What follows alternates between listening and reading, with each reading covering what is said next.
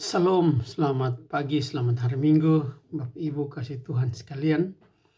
Di hari Tuhan yang kudus ini, kita kembali akan merenungkan sebagian dari firman Tuhan yang ditulis oleh inspirasi Roh Kudus lewat hamba Tuhan Rasul Paulus, yaitu surat Rasul Paulus kepada jemaat di Efesus. Dalam hal ini, saya akan membacakan dan kita akan merenungkan surat Efesus pasal 1 ayat 1 sampai ayat yang ke-6.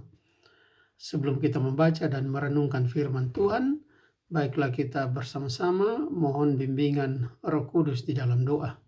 Kita berdoa. Bapa di dalam Tuhan Yesus, kami bersyukur lagi atas kesempatan yang indah untuk membaca dan merenungkan firman-Mu. Ya Tuhan, kami mohon supaya Roh Kudus berkuasa mengatasi kelemahan hamba-Mu, kelemahan semua saudara-saudara yang mendengarkannya, supaya firman-Mu boleh menjadi satu berkat bagi kami, membangun iman kami kepadamu, membangun kehidupan Kristiani yang baik di dalam diri kami masing-masing. Terpuji nama-Mu ya Bapa. Di dalam nama Tuhan Yesus, firman hidup itu kami sudah menaikkan doa ini. Amin. Bapak Ibu kasih Tuhan sekalian, surat Rasul Paulus pada jemaat Efesus, Efesus 1 ayat 1 sampai 6, demikian bunyinya. Dari Paulus, Rasul Kristus Yesus oleh kehendak Allah, kepada orang-orang kudus di Efesus, orang-orang percaya dalam Kristus Yesus. Kasih karunia dan damai sejahtera dari Allah, Bapa kita, dan dari Tuhan Yesus Kristus menyertai kamu. Terpujilah Allah dan Bapa, Tuhan kita Yesus Kristus, yang dalam Kristus telah mengaruniakan pada kita segala berkat rohani di dalam sorga. Sebab di dalam Dia Allah telah memilih kita sebelum dunia dijadikan, supaya kita kudus dan tak bercacat di hadapannya. Dalam kasih Ia telah menentukan kita dari semula oleh Yesus Kristus untuk menjadi anak-anak-Nya sesuai dengan kerelaan kehendak-Nya, supaya terpujilah kasih karunia-Nya yang mulia yang dikaruniakannya kepada kita di dalam Dia yang dikasihi-Nya. Bapak Ibu yang Tuhan Yesus kasihi, Rasul Paulus memulai suratnya ini dengan mengatakan bahwa surat ini dari Paulus. Jadi dia mengakui, menyatakan bahwa memang ini tulisannya. Dan dia menyatakan diri sebagai Rasul Kristus Yesus oleh kehendak Allah. Artinya Rasul Paulus ingin menekankan bahwa dia ada Rasul, atau dengan kalau kita bisa mengindonesiakan, dia adalah utusan Tuhan, utusan dari Yesus Kristus. Kristus Yesus dikatakan di sini, dan dia diutus oleh Kristus Yesus oleh kehendak Allah. Paulus ingin mengatakan bahwa surat ini dia tulis oleh kehendak Allah.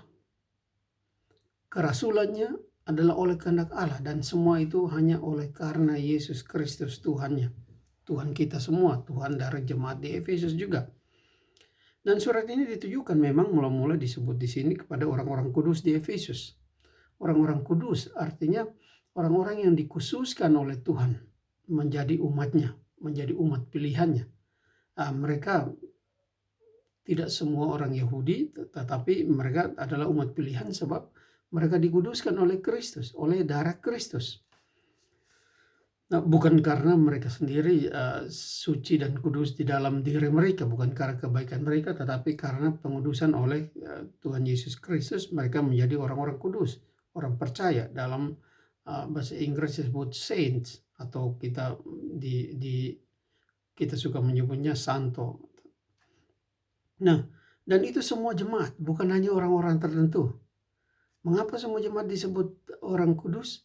Karena sekali lagi semuanya jemaat yang sungguh-sungguh percaya, yang dipilih oleh Tuhan, itu dikuduskan oleh darah Kristus. Dosa-dosa kita dihapus, kita kudus di hadapan Allah karena darah Kristus. Itu satu pemahaman yang sangat penting di dalam kita beriman pada Tuhan Yesus.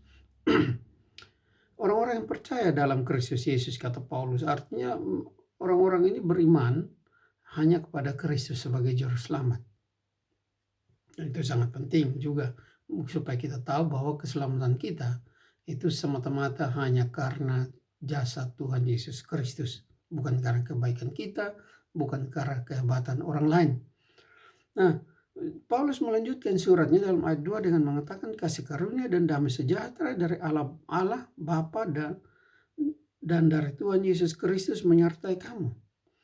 Jadi Paulus mengatakan bahwa ada kasih karunia Allah yang sudah dikaruniakan bagi jemaatnya, bagi jemaat Tuhan. Kasih karunia Allah itu adalah terutama karunia pendamaian dengan Allah. Karunia bahwa yang jemaat yang tadinya adalah orang berdosa juga dan berada dalam permusuhan dengan Tuhan karena dosa, didamaikan oleh perbuatan Kristus yang menjadi korban pendamaian di atas kayu salib. Dan oleh karena itu, setelah oleh karena karunia keselamatan dan pendamaian oleh Tuhan Yesus Kristus itu, maka Paulus mengatakan pada jemaat bahwa dengan itu sekarang kalian mempunyai satu damai sejahtera. Damai sejahtera yang tidak diberikan oleh dunia tetapi dari Allah Bapa kita dan dari Tuhan Yesus Kristus. Karena memang Allah berinisiatif bahwa anaknya Yesus Kristus akan mati menjadi korban pendamaian bagi kita semua orang berdosa yang percaya. Sehingga dikatakan dari Allah Bapa, tetapi juga dari Kristus, dari Tuhan Yesus Kristus. Karena Tuhan Yesus Kristuslah yang mengambil tindakan, mengorbankan dirinya atas kehendak Allah untuk menyelamatkan kita, mendamaikan kita dengan Allah. Sehingga Paulus katakan oleh kasih karunia keselamatan itu, sekarang ada damai sejahtera Allah bagi kita semua, bagi jemaat Tuhan di Efesus dan bagi kita semua. Dan damai sejahtera itu harus menjadi kekuatan bagi semua orang Kristen yang percaya, bukan hanya di Efesus sekitar 2000 tahun yang lalu, tapi juga kita semua orang yang percaya pada Tuhan Yesus sepanjang zaman sampai Dia datang kembali. Kita mempunyai damai sejahtera yang melebihi segala sesuatu. Damai sejahtera yang membuat kita mempunyai jaminan kehidupan yang kekal di dalam Yesus. Ibu kasih Tuhan sekalian, Paulus memuji Allah dalam ayat yang ketiga, dan Bapa dari Tuhan kita Yesus Kristus, yang di dalam Kristus telah mengaruniakan kepada kita segala berkat rohani di dalam surga. Kalau Bapak Ibu mengamati dengan baik perjalanan sejarah Alkitab, Bapak Ibu akan mendapati bahwa di dalam perjanjian lama, ketika orang Israel baru dipanggil Tuhan dan untuk menjadi umat pilihan, dan juga beberapa waktu sesudah itu, kebanyakan berkat yang dijanjikan oleh Allah itu berorientasi berkat jasmani. Tuhan berjanji kalau mereka taat, mereka akan hidup di satu tanah yang penuh dengan susu dan madu. Mereka menikmati kemakmuran, kekayaan, dan sebagai umur panjang, dan sebagainya. Nah, itu memang dijanjikan Tuhan, karena Tuhan tahu Israel waktu itu secara rohani masih seperti anak kecil. Harus diberikan janji-janji, dianugerahkan pemberian-pemberian yang nyata dilihat dengan mata sebagai berkat Tuhan, yaitu kekayaan, umur panjang, tanah yang penuh susu dan madu, dan seterusnya. Tetapi sekarang Bapak Ibu sekalian, oleh karena anugerah Tuhan Yesus Kristus, Israel rohani, kita semua yang percaya, jemaat Efesus yang percaya, kita semua, kepada kita semua Rasul Paulus mengatakan, bagi kita Allah dalam Tuhan Yesus telah mengaruniakan segala berkat rohani. Berkat rohani di dalam surga. Sesuatu yang lebih dari sekedar berkat jasmani, mana, roti, dan sebagainya yang diberikan pada orang Israel dulu. Semua itu akan berakhir. Toh orang Israel kemudian jatuh dalam dosa, memberontak terhadap Tuhan. Lalu sekitar 10 suku Israel akhirnya bubar sama sekali. Mereka diserbu oleh bangsa Assyria, dan pada sekitar tahun 722 sebelum Masehi, bangsa Israel Utara itu, yang lebih dari setengah orang Israel yang keluar dari Mesir itu, akhirnya musnah, tidak lagi berupa satu bangsa. Mereka diseret tanah perjanjian tidak menjadi tanah perjanjian lagi bagi mereka. Dan Israel Selatan sendiri yang memegang perjanjian Tuhan kepada Abraham lewat Yakub dan kemudian lewat Yehuda untuk menurunkan Yesus, toh juga sempat dibuang ke Babilonia, dicabut dari tanah yang Tuhan janjikan itu. Nah, tetapi berkat rohani yang diberikan oleh Tuhan di sini kepada kita umat yang percaya sampai saat ini, kepada umat Efesus dulu dan pada kita semua sampai saat ini, adalah berkat rohani yang dikatakan oleh Rasul Paulus di dalam surga. Artinya berkat yang tidak bisa tercabut lagi. Berkat yang tidak bisa dibatalkan lagi oleh karena Tuhan yang memberikannya adalah setia. Dan berkat itu dia berasal dari surga bagi kita semua. Dikaruniakan pada kita. Bapak Ibu sekalian, apa yang dimaksudkan dengan berkat rohani di dalam surga? Rasul Paulus melanjutkan dalam ayat yang keempat. Sebab di dalam Dia Allah telah memilih kita sebelum dunia dijadikan. Itu berkat rohani di dalam surga. Artinya sebelum dunia dijadikan. Di surga sana, Allah Bapa, Allah Anak, dan Allah Roh Kudus sudah bersepakat bahwa kita orang-orang yang percaya ini nanti kita akan lahir dan memang kita juga akan jatuh ke dalam dosa, tetapi kita dipilih dan akan dipulihkan oleh keputusan Allah di dalam surga sebelum dunia dijadikan. Itu berkat rohani yang luar biasa Bapak Ibu. Sebab tanpa Allah memilih untuk menguduskan kita, tidak mungkin kita mampu menguduskan diri kita sendiri. Allah kita, Allah Alkitab yang ditulis dalam Alkitab ini, bukan Allah yang menentukan bahwa untuk bisa selamat hidup bersama Dia di surga, kita harus mempunyai kebaikan sedikit lebih banyak paling tidak daripada kejahatan kita. Tidak bisa. Tidak bisa 55% kebaikan, 45% kejahatan membuat kita masuk surga. Sebab satu kejahatan saja sudah menjadi noda yang membuat kita tidak pantas hidup di surga bersama Allah yang Maha Kudus di surga yang suci, kudus 100% itu. 1/2 kejahatan saja umpama kita buat dalam hidup ini sudah membuat kita tidak pantas masuk ke surga. Dan kalaupun kita ada orang yang belum berbuat dosa, belum berbuat sesuatu yang salah, tapi lahir dan langsung meninggal misalnya, mereka pun tidak bisa. Sebab apa? Mereka lahir mereka datang dibentuk di dalam kandungan yang sudah dikuasai oleh dosa juga oleh karena kejahatan Adam dan Hawa. Sehingga tidak ada yang bisa. Tidak ada yang bisa dengan 51,00% amal dan hanya 49% kejahatan masuk ke surga. Sebab jangankan 49%, 2% kejahatan saja, 1% kejahatan saja sudah menjadi noda yang membuat seseorang tidak pantas hidup di surga bersama Tuhan. Oleh karena itu Tuhan memilih dan Tuhan bersihkan, kuduskan dengan darah anaknya yang tunggal, sehingga membuat kita percaya kepada tindakan keselamatan Allah di dalam Yesus itu. Dipantaskan kembali karena semua dosa kita dibersihkan suci sepenuhnya pada hari kedatangan Yesus, dan dapat hidup pantas untuk hidup bersama Dia di dalam kerajaannya. Nah, segala berkat rohani itu diberikan dan dimulai dari surga oleh keputusan pemilihan Allah sebelum dunia dijadikan. Dan berkat berikut dikatakan supaya dikatakan di sini supaya kita kudus dan tak bercacat di hadapannya. Bapak Ibu sekalian, semua orang yang Tuhan pilih untuk diselamatkan, Tuhan tidak biarkan mereka karena sudah dipilih lalu hidup sesukanya dan berbuat dosa seumur hidup lagi dan tidak peduli kepada Tuhan, mentang-mentang sudah dipilih jadi bisa hidup sesukanya. Banyak orang yang mengatakan ajaran ini membuat orang yang percaya pada pengajaran pilihan Allah ini akan menjadi seperti itu. Oh, saya orang pilihan Tuhan, sudah pasti selamat, saya akan bisa hidup sesukanya. Tidak bisa Bapak Ibu sekalian, sebab semua orang yang Tuhan pilih, Tuhan anugerahkan Roh Kudus, seperti Paulus katakan kepada jemaat Korintus, Roh Kudus diam di dalam kamu.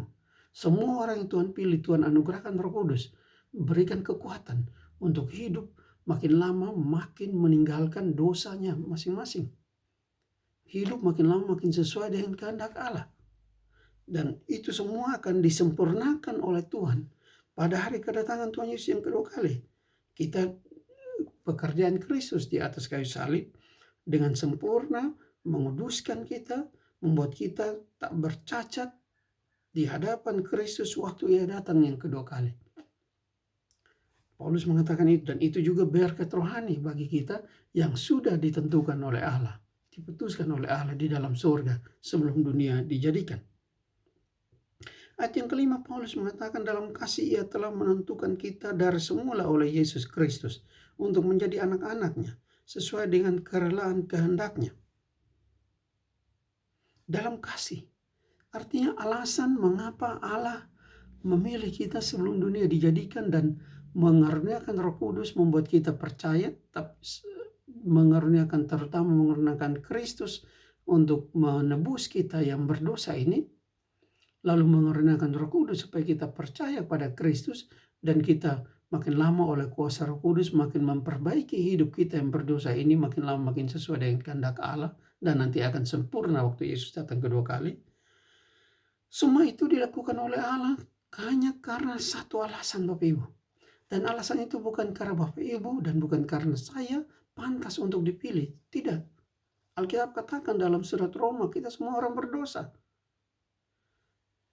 Bahkan Raja Daud mengaku dalam Mazmur pasal 51 bahwa dalam dosa ia dikandung oleh ibunya. Artinya bahkan sebelum ia lahir, Raja Daud mengaku bahwa kuasa dosa sudah mencengkeramnya. Dan dia hanya akan lahir untuk berbuat dosa. Dia hanya akan tumbuh menjadi besar untuk berbuat dosa. Tetapi bersyukurlah oleh karena kasih karunia Allah yang sebelum dunia dijadikan sudah Allah putuskan untuk memilih kita dan memberikan kita Roh Kudus untuk memperbaiki diri kita sepanjang hidup kita di dunia ini dalam proses yang dalam bahasa Inggris disebut sanctification, artinya pengudusan kita. Allah menguduskan kita oleh kuasa Roh Kudus selama kita hidup, karena kita adalah orang-orang yang Ia pilih untuk hidup bersama anaknya Yesus Kristus nanti di dalam kerajaannya, sehingga Allah tidak membiarkan kita hidup dalam dosa kita, tapi menguduskan kita, menguatkan kita untuk melawan dosa kita, walaupun lewat pergumulan yang kadang-kadang berat, Bapak Ibu. Tetapi pergumulan itu dipimpin oleh Roh Kudus. Kita jangan takut bergumul untuk melawan, menghentikan, mengalahkan kecenderungan-kecenderungan dosa kita. Sebab proses itu adalah proses yang Allah sudah putuskan sebelum dunia dijadikan. Bapak Ibu kasih Tuhan sekalian, dari semula dalam oleh karena kasih-Nya Allah menentukan bahwa Ia akan mengaruniakan semua berkat rohani itu. Jadi Ia memilih kita, Ia memproses kita oleh pekerjaan Roh Kudus untuk hidup makin lama makin kudus di dalam Dia. Dan semua itu terjadi karena Allah menginginkan kita menjadi anggota dari anaknya yang tunggal, Tuhan Yesus Kristus. Semua itu Allah lakukan. Tidak dengan alasan lain. Bukan karena kita layak. Tapi karena alasan, satu-satunya alasan ialah kasih. Oleh karena kasih-Nya yang besar, yang tidak sanggup kita pahami dengan pikiran kita yang terbatas ini, Allah mengaruniakan semua itu kepada kita, bagi kita. Di dalam siapa? Bukan di dalam kita, di dalam anaknya Tuhan Yesus Kristus. Bapak Ibu kasih Tuhan sekalian, itu semua juga dikatakan di sini sesuai dengan kerelaan kehendaknya. Dalam terjemahan Alkitab dalam bahasa lain, bahasa Inggris misalnya disebut His good pleasure, artinya kehendaknya yang baik. Dan memang Allah tidak mempunyai kehendak atau kesenangan yang tidak baik, tentu saja. Allah bukan manusia seperti kita. Sebagian besar atau minimal, untuk fair saya pakai kata sebagian, paling tidak keinginan kita adalah hal-hal yang tidak baik, akan membuat kita melakukan atau memikirkan atau mengatakan hal-hal yang tidak baik. Tetapi Allah tidak demikian. Allah suci, kudus 100%. Semua keinginan, semua kesenangannya adalah hal yang baik. Dan keinginan dan kesenangan Allah yang baik, yang pasti baik, suci dan kudus itu adalah motivasinya yang membuat Ia memilih kita sebelum dunia dijadikan dan mengaruniakan Kristus untuk menebus kita supaya pemilihan kita tidak gagal, tetapi kita menjadi kudus dan tak bercacat di hadapannya kelak waktu ia datang kedua kali. Bapak Ibu kasih Tuhan sekalian, ayat 6, ayat terakhir bacaan kita kali ini mengatakan, semua itu Allah lakukan. Supaya apa? Supaya terpujilah kasih karunia-Nya yang mulia, yang dikaruniakannya kepada kita di dalam Dia yang dikasihinya. Kita baca bagian terakhir tadi, di dalam Dia yang dikasihinya, yaitu di dalam Yesus Kristus, anaknya yang tunggal. Jadi tujuan utama Allah memilih kita sebelum dunia dijadikan, mengampuni kita oleh pengorbanan Yesus, menyucikan kita oleh basuhan darah Kristus, supaya kasih karunia-Nya yang mulia itu kita puji, kita muliakan, kita besarkan namanya seumur hidup kita, dan nanti selama-lamanya di dalam kerajaannya sesudah Yesus datang yang kedua kali. Rasul Paulus seperti kehabisan kata-kata untuk memuji Allah. Kalau kita pernah mempelajari para ahli Alkitab Perjanjian Baru, tulisan-tulisan mereka mengatakan bahwa semua yang kita baca tadi, ayat 1-6, bahkan beberapa ayat sesudah itu, pada dasarnya sebenarnya hanyalah satu kalimat yang sangat panjang yang ditulis oleh Rasul Paulus. Mengapa demikian? Rasul Paulus seperti kehabisan kata-kata untuk mengungkapkan betapa mulianya Allah yang tidak memperhitungkan dirinya dan jemaatnya yang adalah orang-orang berdosa, dan kita semua juga hari ini yang adalah orang-orang berdosa. Tetapi dalam kemuliaannya, dalam kasihnya yang tidak bisa kita pahami, sebelum dunia dijadikan sudah memilih kita, dan terutama lebih dari itu sudah memilih anaknya yang tunggal Yesus Kristus untuk menjadi penebus kita, untuk menjadi pemilik dan penguasa Tuhan atas kita. Sehingga oleh karena Kristus harus bersama Allah selama-lamanya di surga, di dalam kerajaan yang kekal. Maka semua yang Allah pilih untuk menjadi milik Kristus juga harus berada bersama Kristus selama-lamanya di dalam kerajaannya yang kekal. Dan Kristus diberikan untuk menebus kita, supaya rencana itu tidak gagal oleh karena dosa kita. Dan oleh karena itu Paulus mengatakan, tidak ada yang dapat kita lakukan selain memuji, memuliakan Allah seumur hidup kita. Sebab hanya karena kasih karunia-Nya yang maha mulia itu, hanya karena kasih-Nya yang kita tidak sanggup pahami itu, kita semua menerima keselamatan kita di dalam Kristus. Kita semua dipilih, dijadikan percaya oleh kuasa Roh Kudus, dibasuh oleh darah Kristus, dijadikan milik Kristus, dan dilayakkan untuk hidup bersama-sama dengan Dia selama-lamanya di dalam kerajaan yang kekal bersama Bapanya. Bapak Ibu sekalian, inilah penghiburan bagi jemaat Efesus dulu yang hidup di bawah tekanan. Inilah penghiburan bagi kita orang Kristen masa kini menghadapi apapun yang harus kita jalani, kita hadapi dalam kehidupan kita. Menghadapi kesusahan, menghadapi kekecewaan, menghadapi bahaya, menghadapi segala kesulitan, kesukaran kita. Menghadapi pandemi yang belum selesai. Menghadapi apapun. Ingatlah Bapak Ibu sekalian, Tuhan bukan tidak tahu semua itu.